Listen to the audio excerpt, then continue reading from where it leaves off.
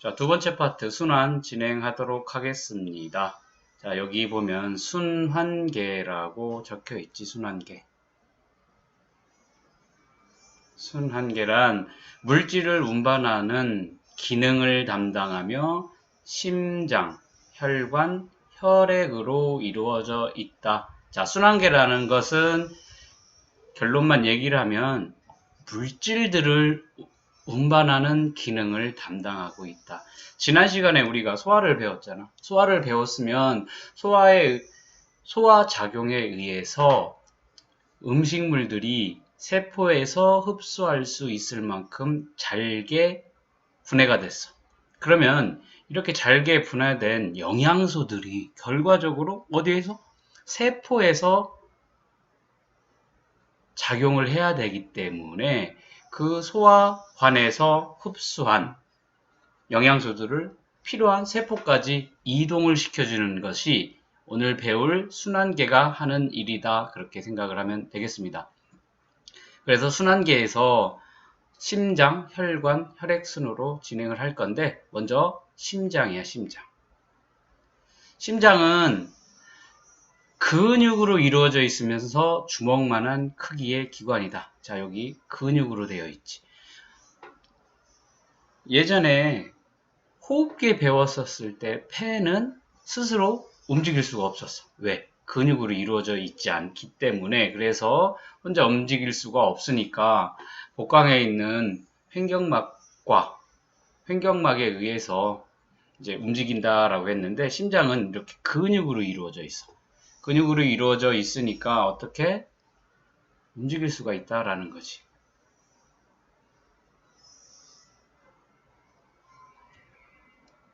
그리고 주먹만한 크기로 보통 가슴 한가운데에서 약간 왼쪽에 치우쳐져 있다. 그리고 이 심장의 기능을 보면 수축과 이완을 반복한다라고 되어 있지. 그러면서 혈액을 순환시킨다. 즉, 이 오른쪽에 보면 심장 박동이라고 되어 있어.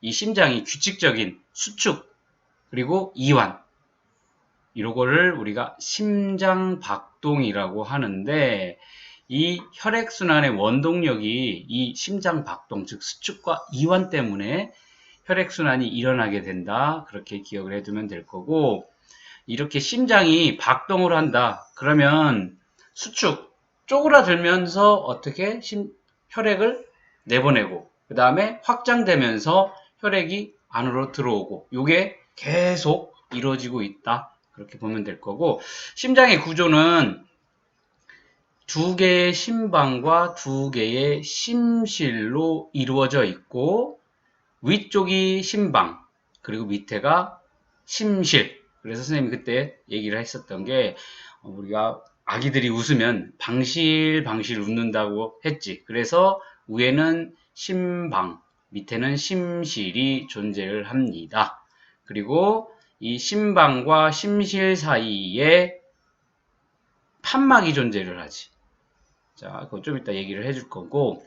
자, 보면, 여기로 보면 좌심방, 우심방. 우리가 봤었을 때 이쪽이 좌측, 이쪽이 우측인데, 실제적으로 해부도를 봤었을 때는 우리가 봤을 때가 기준이 아니라 이 심장 기준으로 봐야 되기 때문에 어디가 우측이랴?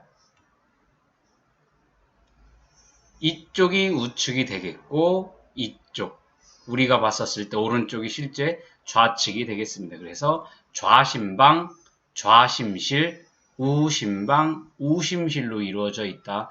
요거 헷갈리지 않고 반드시 기억을 해둬야 되겠습니다. 자, 여기 심방, 좌심방, 우심방이 있는데 이 심방으로 혈액이 들어오게 된다. 자, 혈액이 들어오게 된다? 그러면은 우리가 배웠었던 동맥, 그리고 정맥, 모세혈관이 있잖아. 그랬었을 때 심장으로 들어오는 혈관은 정맥이다. 즉, 심장으로 들어오는 게 정맥이니까 심장으로 어디로 혈액이 들어와? 심방으로 들어온다고 했지. 그러니까 이 심방은 정맥과 연결이 되어 있다라고 기억을 해두면 되겠습니다. 그리고 심실 같은 경우는 혈액을 내보내는 곳이라고 했지. 자, 혈액이 심장에서 나가게 돼. 그러면 뭐와 연결이 되어 있어? 동맥과 연결이 되어 있다. 자, 잘 기억을 해둬야 돼. 심장으로 들어온다? 정맥. 심장에서 나간다? 동맥. 그러니까 정맥은 우심방, 좌심방과 심방과 연결이 되어 있고, 동맥은 심실과 연결되어 있다. 보면 여기 심방과 우심방, 좌심방, 그리고 우심실, 좌심실을 보면 그림에서 보면 여기 이렇게 두껍지. 즉 심방은 혈액이 들어오고 여기는 혈액이 심실에서 쥐어짜서 수축이 되면서 내보내기 때문에 심방보다 심실의 두께가 더 두껍다. 왜? 이렇게 두껍고 탄력적인 강한 근육이 있어야만 강하게 수축을 하면서 혈액을 내보내기 때문에 그렇다. 그래서 심방보다 요 심실의 두께가 더 두껍고, 자, 우심실과 좌심실을 비교를 했었을 때 여기 우심실보다는 좌심실의 근육이 더 두껍다라는 것까지도 기억을 해두면 될 거예요. 어떻게? 얘가 더 두꺼워. 자, 그 다음에 판막이 존재를 한다고 했지.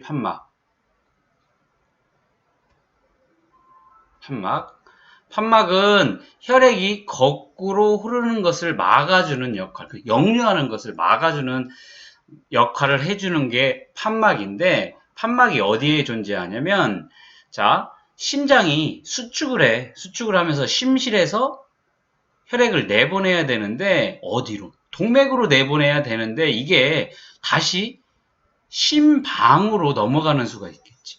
자, 어떻게 혈액이 들어오게 되면 심방으로 들어와서 다시 심실로 들어오고, 여기 우심방으로 들어와서 우심실로 들어오게 되는데, 요게 우심실에서 폐동맥과 연결이 됐고, 좌심실 같은 경우는 대동맥과 연결이 돼서 요게 수축이 되면서 대동맥, 그 다음에 폐동맥으로 혈액이 넘어가야 되는데 이 심방으로 넘어갈 수가 있겠지. 그래서 여기 심방 부분에 뭐가 있겠어? 판막이 존재를 하겠다. 그래서 여기 우심방에는 3개의 판이 연결된 삼천판이라고 하는 판막이 이쪽에 존재를 해. 우심방과 우심실 사이. 그리고 좌심방과 좌심실 사이에 존재하는 판막의 이름을 이천판이라고 얘기를 합니다. 그러니까 3천판은 3개의 판이, 2천판은 2개의 판. 이거는 뭐 심화 단계니까 알아두면 굉장히 고급진 정보니까 알아두는 것도 좋겠다.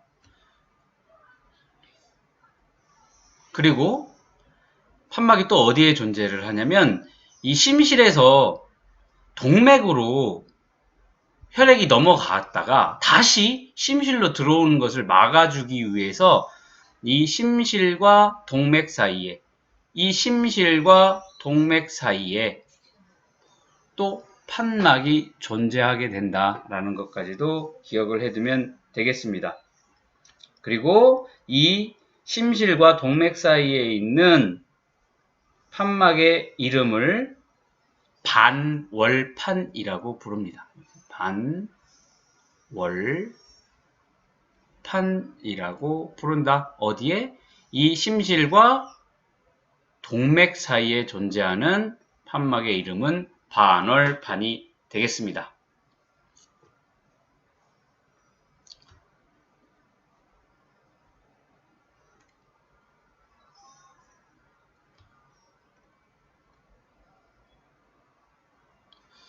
조금 더 구체적으로 보도록 하겠습니다.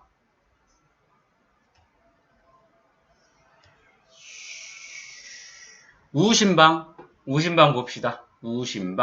우심방은 대정맥을 통해 온몸을 지나온 혈액을 받아들이고 수축하여 혈액을 우심실로 보내게 된다. 자, 요거 선생님이 그때 예전에 방학 때 진행을 했었던 내용을 조금 보여주도록 하겠습니다. 왜 심장을 하트라고 해? 이런 모양으로 되어 있기 때문에 하트라고 얘기를 했었고, 이런 식으로 여기 나눠져 있으면 여기가 좌심방, 그리고 여기는 우심방, 그리고 여기는 좌심실, 여기는 우심실이 되겠습니다. 그리고 여기 온몸, 여기 뭐 모세혈관으로 연결이 되어 있을 거고, 그리고 위쪽에는 폐가 존재를 할 겁니다.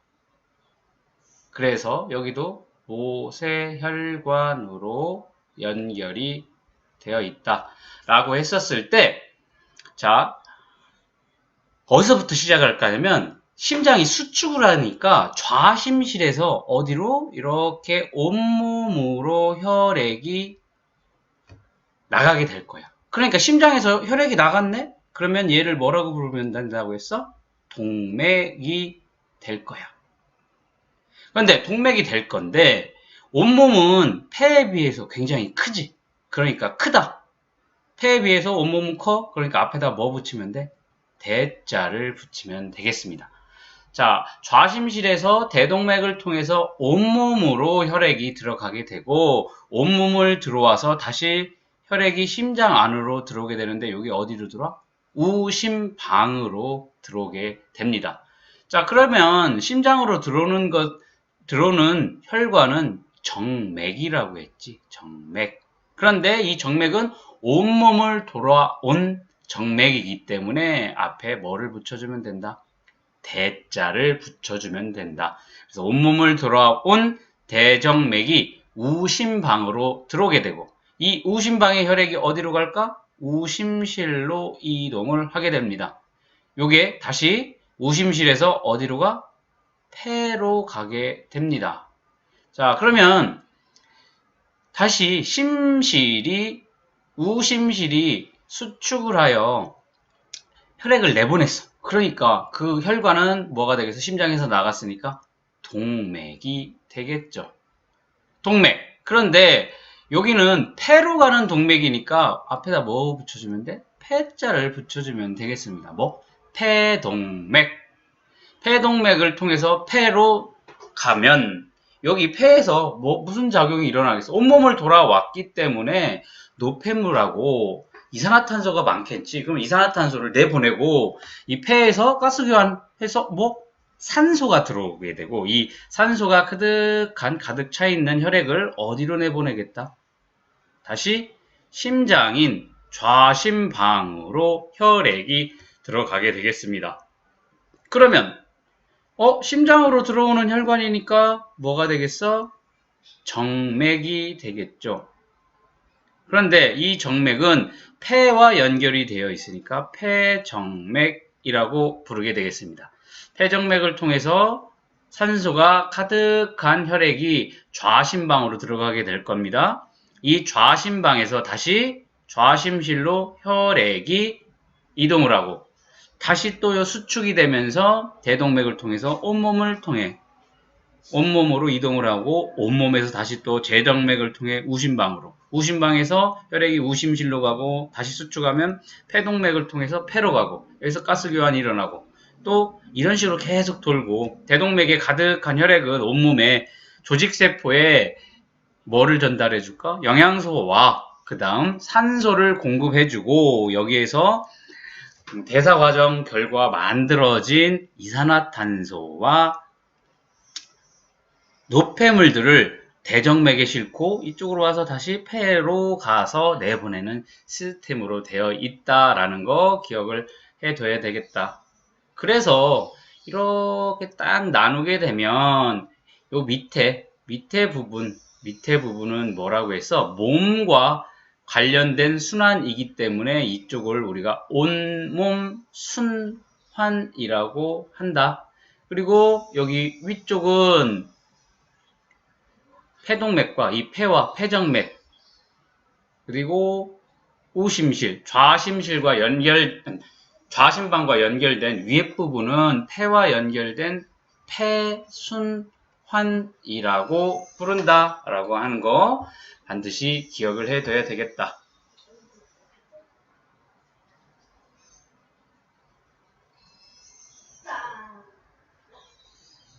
그리고 자, 이렇게 반을 나누게 될 거야. 그러면 여기는 폐에서 가스 교환이 되어 있기 때문에 폐정맥에 좌심방의 좌심실의 대동맥에 온몸 가기 전까지 이쪽에 있는 혈액 같은 경우에는 산소가 풍부하겠지. 그래서 여기를 동맥혈이라고 부른다. 그리고 온몸을 돌아왔기 때문에 지금 대정맥과 폐동맥과 우심방, 우심실 그리고 폐에 가기 전까지 이쪽에 혈액은 뭐가 많아? 이산화탄소가 많지. 그래서 여기를 정맥혈이라고 부른다라는 거 기억을 해둬야 되겠습니다. 자, 요게 이제 전체적인 틀이기 때문에 이 틀을 시험 볼 때 어떻게 하면 될까? 이 틀을 딱 그려놓고서 시작을 하면 이 순환계 파트에서는 절대 틀릴 문제가 없다라는 거 반드시 기억을 해둬야 되겠습니다.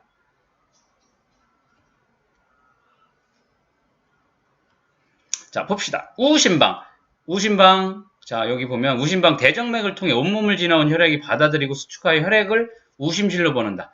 자, 여기 요거네. 우심방 온몸을 지나왔지. 온몸을 지나온 대정맥을 통해서 우심방으로 들어온 혈액은 다시 우심실로 보내게 된다. 그 다음에 여기 보면 좌심방이 있습니다. 좌심방 여기 폐정맥을 통하여 폐를 지나온 혈액을 어디? 심장으로 받아들이게 되지. 그리고 이게 수축을 하게 되면 어디로 넘어가겠어? 좌심실로 넘어가게 되겠다. 그 다음 여기 우심실 봅시다. 우심방에서 넘어온 혈액이 우심실은 폐동맥을 통해서 어디로? 폐로 보내게 된다. 그때 우심실이 수축하게 되면 이 우심방과 우심실 사이에 판막이 이렇게 닫히게 된다. 그러면서 어디에? 이 우심실과 이 폐동맥 사이에 있는 판막이 열리면서 이렇게 폐로 혈액이 이동하게 된다라는 거. 그리고 여기 보면 좌심실 봅시다. 좌심실이 수축을 하면 어떻게 대동맥을 통해서 혈액을 내보내게 되겠지. 그러면 여기 근육이 제일 두껍다. 왜? 강한 압력으로 혈액을 보내줘야 되기 때문에 이쪽의 근육은 두꺼울 수밖에 없고 탄력이 강하다. 그리고 좌심실이 수축할 때 이 좌심방과 좌심실 사이에 판막은 닫혀버려. 그러면 이쪽으로 좌심방 쪽으로 역류하는 걸 막겠지. 그리고 이 좌심방과 대동맥 사이에 판막이 열리면서 이쪽으로 혈액이 이동하게 된다라는 거 기억을 해두면 되겠습니다. 자, 이제 혈관으로 갑시다. 혈관. 심장에서 나온 혈액은 동맥 그리고 모세혈관 정맥 방향으로 흐르게 된다. 자, 심장에서 여기 봅시다. 좌심방에서 나온 혈액이 대동맥, 그 다음에 온몸의 모세혈관, 그리고 대정맥. 다시 또 위쪽 폐순환 보면 우심실에서 나온 혈액이 폐동맥을 통해서 그리고 폐정맥을 통해서 좌심방으로 들어가게 된다. 즉, 동맥에서 모세혈관으로, 그리고 정맥 방향으로 흐르게 된다. 동맥 봅시다. 동맥. 심장에서 나오는 혈액이 흐르는 혈관이야. 그러니까 여기 수축을 해서 강한 압력으로 밀어주기 때문에 이 혈관벽도 두꺼워야 되겠다. 다른 모세혈관이나 정맥에 비해 동맥의 혈관벽은 더 두껍고 탄력성이 강하다. 왜? 심실에서 나온 혈액의 높은 압력을 견딜 수 있어야 하기 때문에 동맥 혈관벽은 두껍다. 그렇게 기억을 해두면 되겠습니다. 자, 모세혈관은 말 그대로 온 몸에 그물처럼 퍼져 있는 가느다란 혈관이 모세혈관이 되겠습니다. 그러면 이 모세혈관에서 뭐가 일어나? 모세혈관에서 가지고 간 혈액, 산소가 가득한 혈액, 그리고 산소를 공급해줘야 되고 영양소도 공급을 해줘야 되고 온몸에서 만들어진 이산화탄소, 그리고 노폐물들을 다시 가지고 와야 된다. 그러니까 이 모세혈관은 아주 얇은 구조로 되어 있어서 혈액과 주변 조직세포 사이에 물질 교환이 잘 일어날 수 있다. 혈관벽이 굉장히 얇다라는 거 기억을 해두면 되겠습니다. 그 다음에 정맥 같은 경우는 정맥은 심장으로 들어오는 혈액이다. 그 혈액이 흐르는 혈관을 정맥이라고 하는데 여기는 동맥보다 얇겠지. 왜? 여기에는 거의 압력, 혈압이 가해지지 않기 때문에 여기는 두꺼울 필요가 없지. 그리고 탄력도 약하겠지. 동맥보다 얇고 탄력성이 약하다라는 특징을 가지고 있습니다. 그리고 이 정맥에는 혈압이 거의 존재하지 않기 때문에 압력이 없으니까 피가 어떻게 되겠어? 역류할 수 있겠지. 그래서 군데군데 판막이 존재를 하고 있습니다. 그래서 이 판막이 역류하는 것을 막고 그다음에 혈압이 낮으니까 혈액이 이동을 못하겠지. 그러면 그 정맥 근처에 있는 근육의 도움을 받아서 혈액이 심장 안으로 들어갈 수 있다라는 것까지도 기억을 해두면 되겠습니다. 자, 그러면 여기에는 지금 동맥에서 모세혈관으로, 모세혈관에서 정맥으로. 그러면 산소가 많이 있기 때문에 헤모글로빈이 많지. 조금 있다가 이제 혈액 얘기를 했었을 때 헤모글로빈이 많아. 산소가 풍부해. 헤모글로빈이 이 산소를 운반하는 역할을 하게 되니까 조금 더 붉은색을 띠는 이 때문에 우리가 이렇게 컬러로 표현을 하게 되면 동맥은 빨간색, 정맥은 푸른색을 나타나겠지. 실제적으로는 혈액은 다 빨갛지.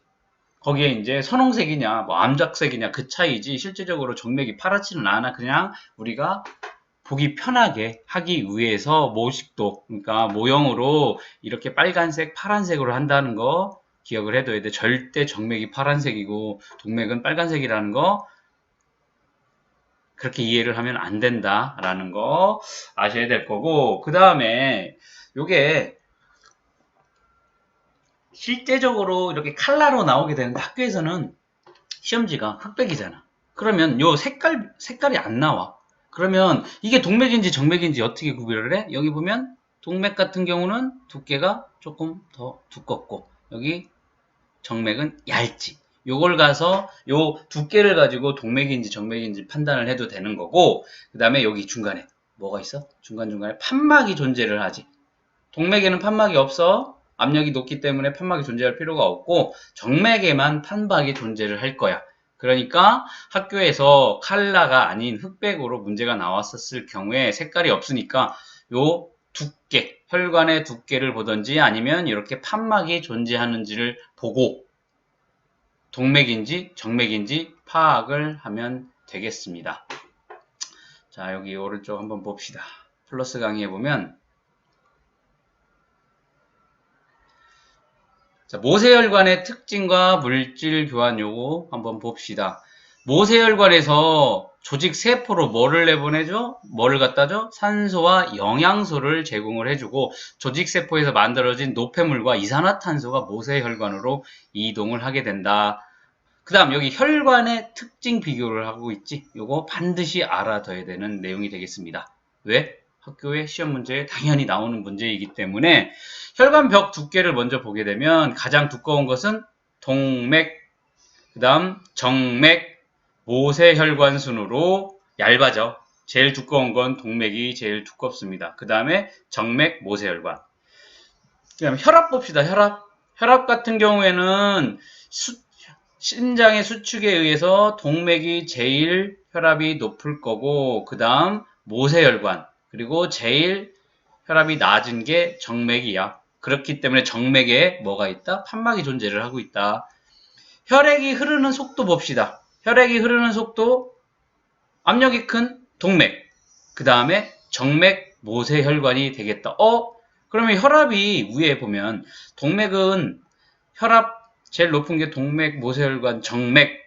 그러면 이 혈압에 따라 혈액이 흐르는 속도도 동맥, 모세혈관, 정맥 아닙니까? 라고 할 수 있는데, 자, 모세혈관 바로 위에서 뭐가 있어? 이 모세혈관에서 조직세포 사이에 물질 교환이 일어나야 돼. 그렇게 되면 여기에 혈류 속도가 빠르게 되면 물질 교환하는 효율이 떨어지겠지. 그렇기 때문에 혈액이 흐르는 속도는 모세혈관이 제일 느리다. 느려야만 효율적으로 물질 교환이 일어난다라는 거 기억을 해둬야 되겠습니다. 그래서 이렇게 혈관의 특징, 혈관벽의 두께, 그 다음에 혈압, 그리고 혈액이 흐르는 속도 반드시 기억을 해둬야 됩니다.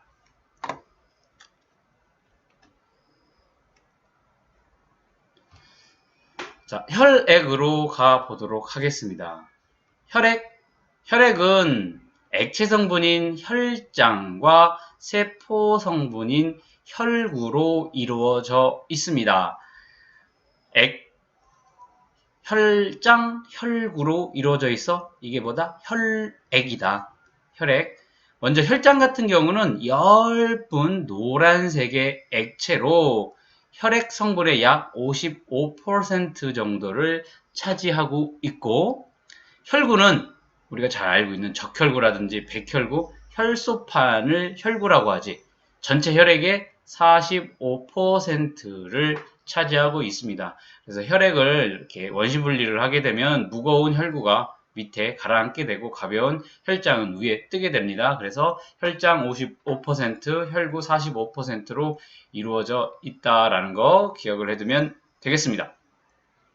자, 여기 보면 혈구 중에서도 적혈구, 혈소판, 백혈구의 모형이 나와 있지. 적혈구 같은 경우에는 산소 운반 작용을 하고 있습니다. 그래서 적혈구는 가운데가 오목한 원반 모양으로 되어 있지. 그래서 선생님 맨날 호빵 얘기하죠. 호빵을 위아래로 누르게 되면 이렇게 가운데 부분이 오목하게 들어간 원반 모양이 적혈구의 모양이 될 거고, 중요한 건 적혈구에는 핵이 존재하지 않는다라는 거 기억을 해둬야 되겠습니다. 그리고 붉은색 색소인 헤모글로빈이 적혈구에 존재하기 때문에 붉은색을 띠는 특징이 있습니다. 그리고 혈구 중 수가 얼마? 가장 많이 존재를 한다라는 거 기억을 해둬야 되겠습니다. 그 다음 백혈구가 존재를 합니다. 백혈구는 무슨 역할을 해? 식균 작용을 합니다. 우리 몸 안에 침입한 세균 등을 잡아먹는 역할을 한다. 그렇기 때문에 우리 몸속에 세균이 침입하게 되면 그 수가 늘어나고 기능이 활발해진다. 그렇게 기억을 해두면 되는데, 이 백혈구는 일정한 모양이 없습니다. 어떨 땐 이런 모양으로 되어 있기도 하고, 어떨 땐 동그란 모양으로 되고, 어떨 땐 이렇게 기다란 모양으로 될 수도 있고, 모양이 일정하지 않고 백혈구에만 핵이 존재를 하고 있다라는 거 꼭 기억을 해둬야 되겠고, 혈구 중 크기가 가장 크고 수가 가장 적다라는 거 기억을 해둬야 되고, 그 다음으로 혈소판이 있습니다. 혈소판 모양이 일정하지 않고 얘의 혈소판은 혈액 응고작용을 해. 그러니까 상처가 났었을 때 혈액을 응고시켜서 출혈을 막고 상처를 보호해 주는 역할이 이 혈소판이 하는 역할입니다. 그러니까 혈소판이 우리 몸에 부족하게 되면 결과적으로 지혈이 잘 안 되는 일이 일어나겠죠. 그리고 마찬가지로 혈소판도 모양이 일정하지 않고 핵이 없다라는 특징, 그리고 혈구 중 크기가 가장 작다라고 기억을 해둬야 되겠습니다. 자, 여기 봅시다. 혈구의 특징을 비교를 해놨는데 백혈구, 적혈구, 혈소판 순으로 크기가 크다. 백혈구가 제일 크고 그 다음에 적혈구, 혈소판. 그 다음 수를 보면 제일 많은 게 적혈구가 될 거고 그 다음으로 혈소판, 백혈구 순으로 개수가 되어 있는데 자 여기 혈구수를 꼭 기억을 해둬야 돼. 적혈구. 적혈구의 개수는 500만 개에서 600만 개 정도이다. 얼마 단위? 밀리밀리 세제곱 밀리미터 안에 적혈구의 개수가 500에서 600만 개 정도가 적정 범위다. 그러니까 건강한 사람의 경우에. 그 다음에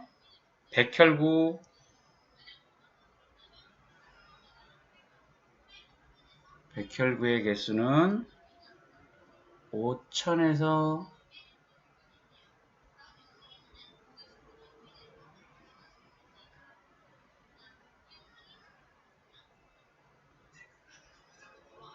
10,000개 정도. 똑같이 세제곱 밀리미터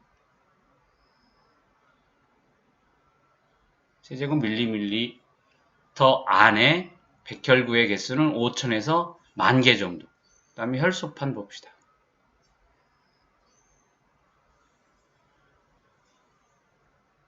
와콤 사용을 해서 적다 보니까 글씨가 굉장히 안 예쁘지. 이게 선생님이 그렇게 많이 와콤을 사용하지 않다 보니까 연습이 덜 돼서 요 글씨가 많이 지저분하다는 거 죄송하게 생각합니다. 점점 나아지는 모습을 보일 수 있도록 연습을 많이 하도록 하겠습니다. 자, 혈소판 같은 경우는 세제곱 밀리미터 안에 25만 개에서 40만 개가 건강한 사람의 개수가 되겠다. 그러니까 이 적혈구가 산소를 운반하는 작용을 하기 때문에 이 적혈구의 개수가 부족하게 되면 이제 빈혈이 나타나게 되겠지. 그러니까 우리가 병원에 가면 가장 간단하게 몸 상태를 알아보는 게 뭐 혈액 검사. 혈액을 뽑아서 뭘 어떻게 하겠어? 여기 현미경을 통해서 개수판에 올려놓고 이 적혈구, 백혈구, 혈소판 개수를 세보면 그 사람이 병적 상태인지 몸 상태를 간단하게 알 수 있겠지. 그래서 적혈구 개수가 이거보다 부족하다. 그러면 빈혈이 있을 거고 백혈구 수가 5천에서 10,000개 정도가 존재를 하는데 백혈구가 굉장히 많아. 그 얘기는 뭐야? 우리 몸 안에 어디에 염증이 있다라는 것을 알 수가 있다라는 거지. 이렇게 적혈구와 백혈구, 혈소판의 개수는 반드시 알아둬야 되겠습니다. 자, 그래서 산소가 부족한 고산지대에 사는 사람들은 평지에 사는 사람에 비해 적혈구 수가 많지. 왜? 고산지대는 산소가 부족하지. 산소가 적은 환경에서 산소를 효율적으로 이용하기 위해서 적혈구 수가 많다. 그래서 우리나라가 축구 선수들이 멕시코시티 같은 고산지대에서 경기를 뛰려고 하면 어떻게 했어? 산소가 희박하니까 굉장히 힘들겠지. 그래서 한 일주일 전쯤 미리 도착해서 적응 단계를 거쳐서 적혈구 수를 어느 정도 늘려놓은 상태에서 경기를 해야 정상적인 컨디션까지 올릴 수가 있다. 이거 뭐와 관련된다? 적혈구가 산소 운반하는 작용. 알겠지? 자, 그러면 여기 아까 잠깐 빼먹었는데 혈장 같은 경우는 물이 주성분이야. 그리고 영양소와 이산화탄소, 노폐물들을 운반하는 역할을 하고 혈구는 이 혈장에 실려서 우리 온몸으로 이동을 하게 된다. 적혈구에 헤모글로빈이 존재를 한다라고 했는데 이 헤모글로빈의 성질이 뭐냐면 헤모글로빈은 산소가 많은 곳에서는 산소를 끌어당겨. 그러니까 폐에 도달하게 되면 이 혈액 속에 있는 헤모글로빈이 폐에 보니까 산소가 많네? 어떻게 그 산소를 다 끄집어 오지? 그리고 얘가 산소가 적은 곳에 가게 되면 헤모글로빈이 자기가 가지고 있는 산소를 떨어뜨려 주는 역할을 해. 그렇다 보니까 이 헤모글로빈이 어디로 가? 폐에서 산소를 잔뜩 잡아다가 조직으로 갔더니 조직에 산소가 없네? 그러니까 거기에 산소를 다시 내놓고 다시 또 혈액을 타고 폐로 가서 산소 잡아다가 조직으로 보내주는 역할을 하고 있다.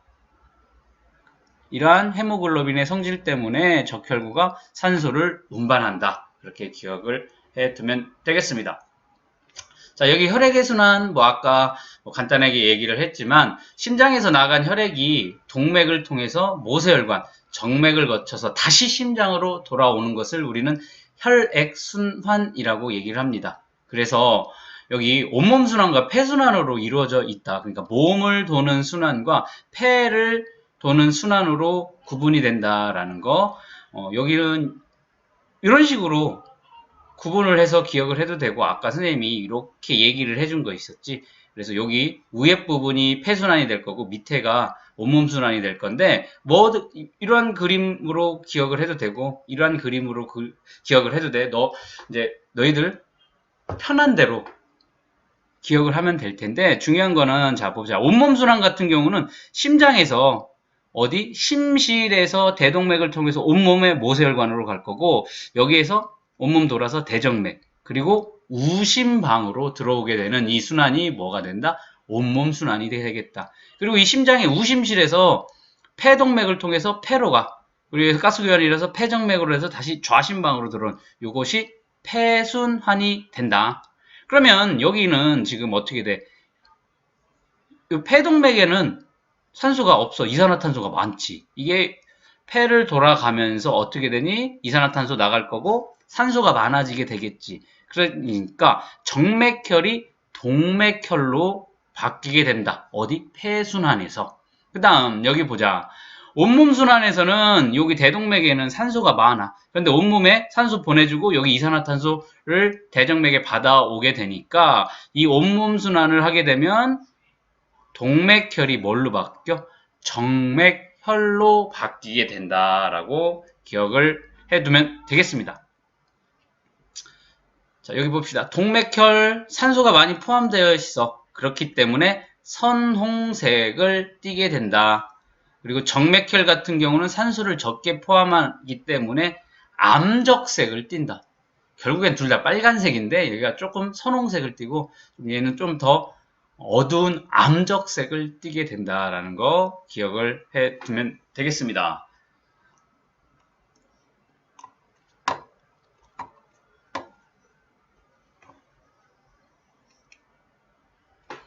탐구 A, 혈액 관찰. 실제적으로 학교에서 이 탐구 내용을 가지고 실험을 하지는 않겠지만 수행평가로 진행을 할 가능성이 크지. 그렇기 때문에 요 파트도 반드시 알아둬야 되겠다. 자, 혈액 관찰하자. 혈액을 관찰하려고 하는데 혈액세포, 우리가 알고 있는 백혈구, 적혈구 굉장히 작지. 그럼 어떻게 되겠어? 현미경을 통해서 혈구를 관찰해야 되겠다. 자, 봅시다. 손가락 끝을 소독한 다음 체열기로 찔러 받침유리 위에 혈액을 떨어뜨리게 돼. 그런데 실제적으로 이 혈액 안에 그 혈구들이 굉장히 많이 존재를 하기 때문에 혈액에 생리식염수를 떨어뜨려서 희석을 해야 되겠다. 그래야만 나중에 현미경으로 이렇게 혈구들을 관찰을 해보면 이 희석을 하지 않은 경우에는 혈구들이 워낙 많아서 서로 겹쳐서 제대로 혈구를 관찰할 수가 없어서 이렇게 희석을 해야만 하겠다. 그리고 여기 받침유리에 보면 혈액을 떨어뜨리고 이 혈액들이 뭉쳐 있으니까 얇게 펴줘야 돼. 그래서 이 받침유리에 받침유리를 이렇게 비스듬하게 대고서 한쪽으로 밀어서 혈액을 얇게 펴주는 과정을 거쳐야 되는데, 이 혈액이 지금 여기에 존재를 했으면 이쪽 방향으로 밀어줘야 된다. 왜냐면 이쪽 방향으로 밀어주게 되면 혈액이 얇게 펴지긴 하는데 터지는 현상이 일어나게 돼. 혈액이 터지면 현미경으로 관찰하기가 어려우니까 혈액이 여기 있으면 반대 방향으로 밀어줘야 된다라는 거 기억을 해두고, 그 다음 여기에 밀어준 다음에 에탄올을 떨어뜨린다. 에탄올 몇 방울을 떨어뜨리고 말리는 과정을 하게 되는데 이 부분을 고정 단계라고 하는 거야. 고정이라는 것은 이 세포, 혈구의 모양이 변형되지 않고 살아있을 때 형태를 유지하게 하는 단계, 고정 단계 에탄올을 이용을 한다. 그 다음 김사액이라고 하는 사람 이름이지. 김사액이라는 염색약을 떨어뜨려서 염색을 시킨 후 물로 씻어내서 말리게 된다. 여기 보면 김사액은 세포의 핵을 보라색으로 염색을 하게 된다. 세포의 핵을 염색한다? 그러면 아까 세포의 핵은 어디에 존재한다고 했어? 적혈구와 혈소판에는 존재하지 않고 백혈구에만 뭐가 존재를 한다? 핵이 존재를 한다고 한다. 그러니까 즉 백혈구를 염색해주는 단계이다. 그러면 백혈구 핵이 염색이 되기 때문에 쉽게 관찰이 될 거고, 적혈구 같은 경우에는 적혈구는 원래 붉은색을 띠고 있기 때문에 따로 염색을 하지 않아도 혈구를 관찰할 수가 있습니다. 그리고 어느 정도 말리고 난 다음에 덮개 유리를 덮은 다음에 현미경으로 관찰을 하게 된다. 자, 현미경으로 관찰하게 되면 보통 현미경이 이렇게 돼서 사람의 눈으로 이렇게 쳐다보게 되겠지. 그리고 이렇게 경통이 있고 여기에 여러 가지 재물대 있을 거고 밑에 빛이 광원이 있을 거고 이런 식으로 되면 여기를 접안 렌즈라고 하고 이 부분을 대물 렌즈라고 하지. 즉 물체를 바라보는 렌즈, 여기 눈하고 닿는 렌즈라고 했었을 때 대부분 광학 현미경은 여기가 10배짜리의 배율의 렌즈로 되어 있고 여기는 뭐 회사마다 다 다른데 뭐 4배짜리, 뭐 10배짜리, 그리고 여기 뭐 100배, 뭐 400배, 100배로 합시다. 이렇게 배율을 대물 렌즈의 배율이 이렇게 되어 있고 저반 렌즈의 배율이 되어 있어. 그러면 우리가 이 혈구를 관찰을 하면 먼저 이 대물 렌즈의 배율이 가장 낮은 순서부터 관찰을 해 나가는 거다라는 거 기억을 해 두면 되겠어. 처음엔 이렇게 4와 10배, 그러니까 결과적으로 이 대물 렌즈의 4배짜리와 이 저반 렌즈의 10배짜리를 보게 되면 4 곱하기 10 해서 배율은 40배가 되는 거야. 40배.